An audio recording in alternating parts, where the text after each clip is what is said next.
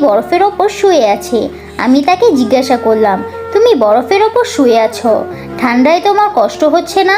জবাবে সে বলল, যারা আল্লাহর ভালোবাসা গরম থাকে তাদের ঠান্ডা অনুভব হয় না। এক বর্ণনায় প্রকাশ পায়, যেই হাবশি গোলামের উসিলা দিয়ে হযরত মুসা আলাইহিস সালাম বৃষ্টির জন্য দোয়া করেছিলেন, আল্লাহ পাক সেই গোলাম সম্পর্কে হযরত মুসা আলাইহিস সালামকে বলেছেন যে তার মধ্যে একটি ত্রুটি আছে। হযরত মুসা আলাইহিস সালাম আরজ করলেন, ইয়া আল্লাহ, হাবশি গোলামের সেই ত্রুটি কি?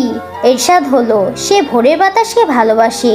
যে ব্যক্তি আমাকে ভালোবাসবে সে অপর কোনো বস্তুকে ভালোবাসতে পারবে না। কথিত আছে যে এক আল্লাহওয়ালা দীর্ঘদিন যাবৎ এক জঙ্গলে আল্লাহ পাকের ইবাদতে মশগুল ছিল। একদিন সেই লোক দেখতে পেল জঙ্গলে এক গাছে একটি পাখি এসে বাসা বানাচ্ছে।